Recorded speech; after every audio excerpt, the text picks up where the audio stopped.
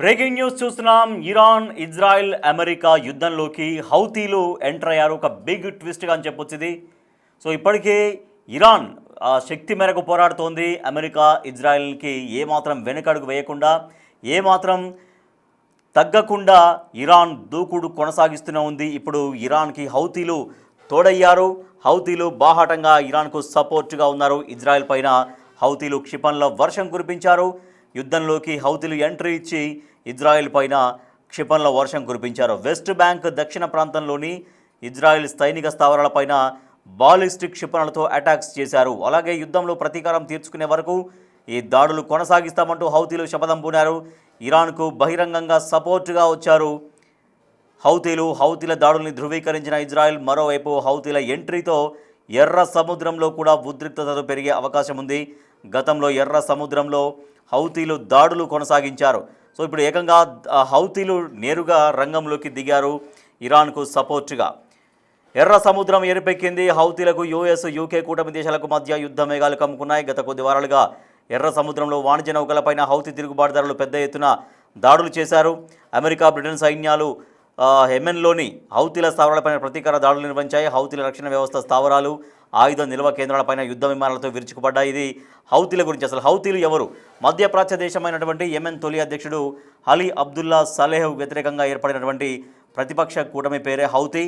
ఈ సంస్థ 1992లో జైదీ మత నాయకుడు హుస్సేన్ అల్ హౌతీ నాయకత్వంలో ఏర్పడింది.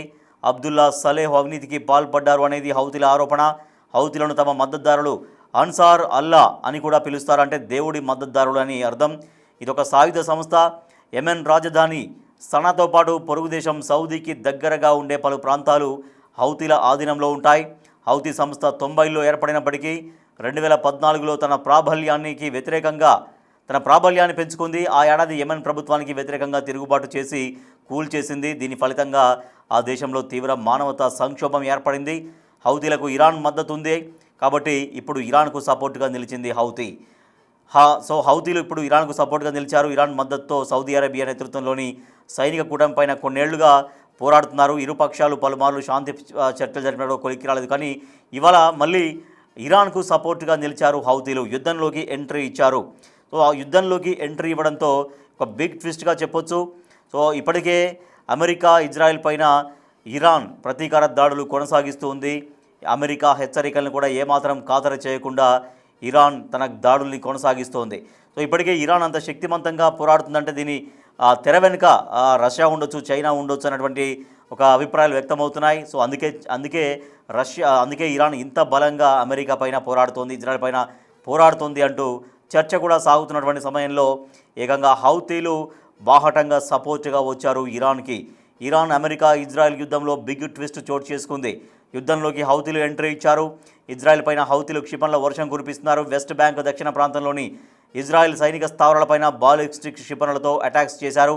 యుద్ధంలో ప్రతీకారం తీర్చుకునే వరకు ఈ దాడులు కొనసాగిస్తామని హౌతీలు శపథం చేశారు.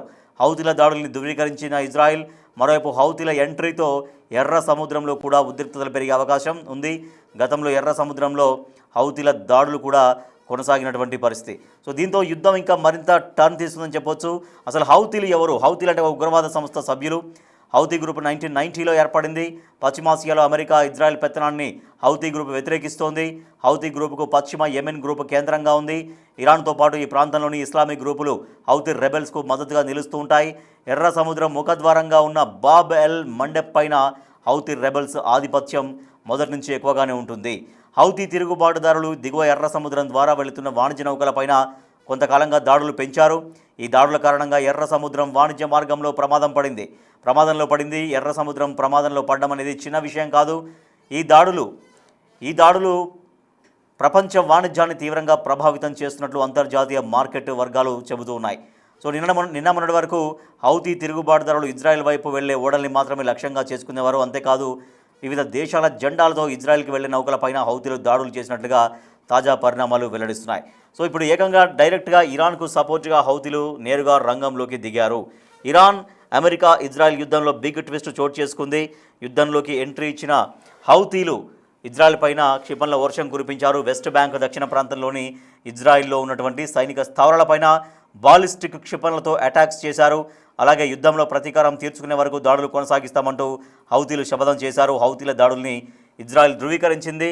హౌతీల ఎంట్రీతో ఎర్ర సముద్రంలో ఇంకా మరింత ఉద్రిక్త పరిస్థితులు పెరిగే అవకాశం ఉంది. సో హౌతీలకు సంబంధించి హౌతీలు వాళ్ళ స్పోక్స్ పర్సన్స్ ఏమంటున్నారు, ఇరాన్, అమెరికా, ఇజ్రాయెల్ యుద్ధం కొనసాగుతున్నటువంటి ఈ సమయంలో అమెరికా, ఇజ్రాయెల్ ఇరాన్ను ఒంటరి చేసే ప్రయత్నం చేస్తున్నాయి. అయినప్పటికీ కూడా ఇరాన్ సుప్రీం లీడర్ ఖమేనీని మట్టుబెట్టినప్పటికీ కూడా ఇరాన్ ఏమాత్రం వెనుకంజ వేయట్లేదు. ఇరాన్ భయపడకుండా, ఇరాన్ ఏమాత్రం డ్రాప్ కాకుండా తన దాడుల్ని, ప్రతీకార దాడుల్ని కొనసాగిస్తూనే ఉంది.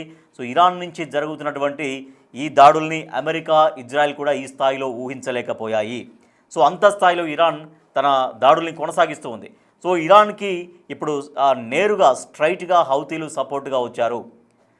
ఈ యుద్ధంలో ఇరాన్ పక్షాన నిలబడేందుకు, ఈ ప్రతీకారం తీర్చుకునేదాకా ఇరాన్ వెంట ఉంటామంటూ హౌతీలు శపథం చేశారు.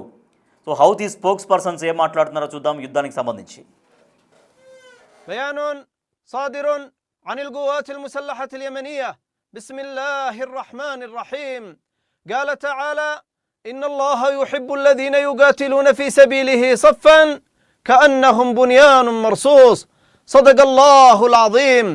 انطلاقا من مسؤوليتنا الدينية والأخلاقية وأمام ما يحدث من العدوان الغاشم للعدو الأمريكي والإسرائيلي والذي يستهدف الجمهورية الإسلامية في إيران ومحور الجهاد والمقاومة وأمتنا الإسلامية كافة لإقامة ما يسمى إسرائيل الكبرى، وتحت عنوان تغيير الشرق الأوسط، وفي إطار حق أمتنا المشروع في التصدي للمخطط الصهيوني ومنفذيه أمريكا وإسرائيل، وتأكيدا على أهمية تعاون شعوب ودول المنطقة في الموقف الحق في التصدي للعدوان الأمريكي الإسرائيلي والمخطط الصهيوني والسعي لإلحاق هزيمة كبرى بهم، واستنادا إلى موقف شعبنا اليمني الإسلامي المبدئي مع أمتنا الإسلامية وتجاه أي عدوان أمريكي إسرائيلي على أي بلد مسلم.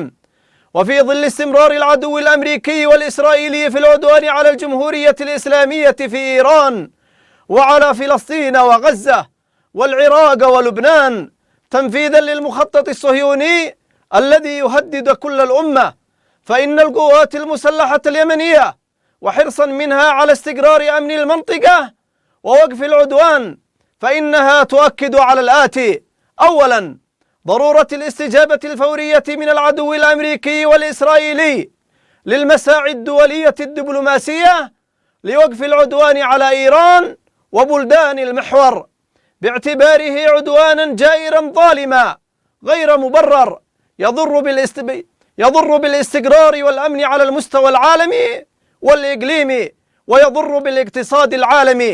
ثانيا ضرورة التوقف الفوري عن العدوان على البلدان المسلمة، ضرورة التوقف الفوري عن العدوان على البلدان المسلمة في فلسطين ولبنان وإيران والعراق ووقف الحصار الجائر على اليمن. ثالثا ضرورة تنفيذ اتفاق غزة والوفاء بالالتزامات التي تضمنها الاتفاق في الاستحقاقات الإنسانية والاستحقاقات المشروعة للشعب الفلسطيني.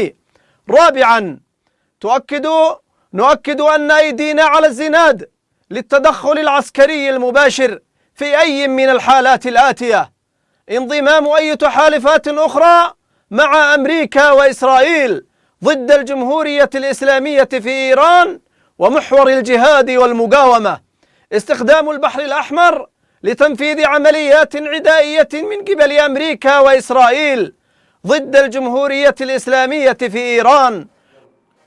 ఇరాన్, ఇజ్రాయెల్, అమెరికా యుద్ధంలోకి హౌతీలు ఎంట్రీ ఇచ్చారు. నేరుగా ఇరాన్కు సపోర్ట్గా నిలిచారు. సో ఇప్పటికే ఇజ్రాయెల్లోని సైనిక స్థావరాలపైన బాంబుల వర్షం కురిపించారు. సో దీంతో ఇంకా ఇరాన్ను మరింతగా కొంత బలం పుంజుకున్నట్లయిందని చెప్పొచ్చు.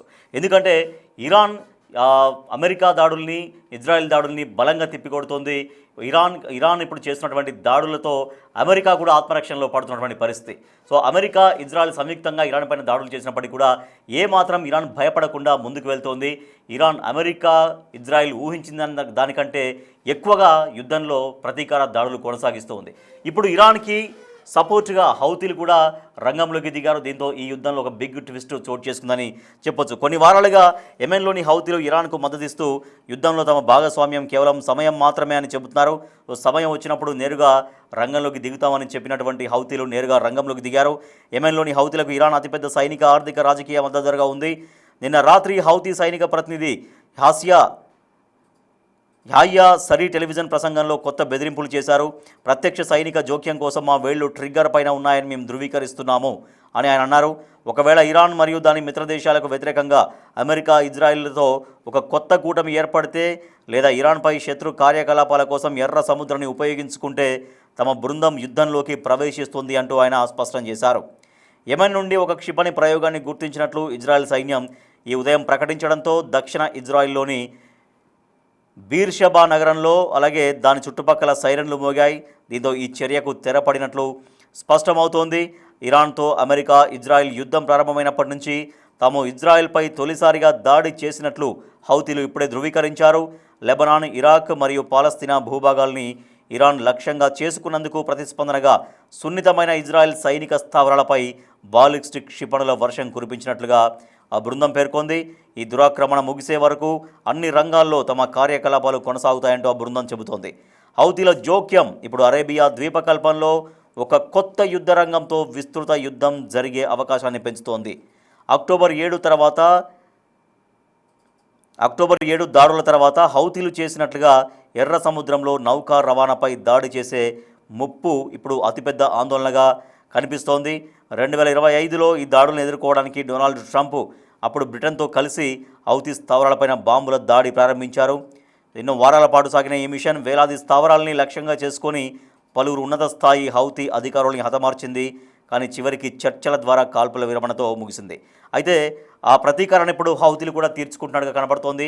ఇరాన్కి సపోర్టుగా, ఇరాన్కు బాహాటంగానే హౌతీలు నేరుగా యుద్ధ రంగంలోకి దిగారు. అమెరికా పైన, ఇజ్రాయెల్ పైన తమ ప్రతీకారం తీర్చుకుంటున్నారు. సో ఇప్పుడు ఇరాన్ ఇంకా మరింతగా శక్తి పుంజుకున్నట్టుగా అయింది. ఇప్పటికే ఇరాన్ ఏమాత్రం వెనుకడుగు వేయకుండా, అదరకుండా బెదరకుండా అమెరికా, ఇజ్రాయెల్ పైన తమ దాడులు కొనసాగిస్తూ ఉంది. ఇప్పుడు ఇరాన్ ఇంత అటాక్స్ చేస్తుంది, ఇంత ప్రతీకార దాడులు చేస్తుంది అని అమెరికా, ఇజ్రాయెల్ కూడా ఊహించలేదు. అంటే అంతకు మించినటువంటి పర్ఫార్మెన్స్ యుద్ధంలో చేస్తోంది ఇరాన్. ఇప్పుడు ఇరాన్ ఇంత దాకా వచ్చింది, ఏమాత్రం వెనుకడుగు వేయకుండా, ఏమాత్రం జంకకుండా ఈ రకంగా ప్రతీకార దాడులు చేయగలుగుతోంది అంటే ఇరాన్ వెనుక రష్యా ఉంది, చైనా ఉంది అనేటువంటి ఒక వార్తలు కూడా వస్తున్నాయి.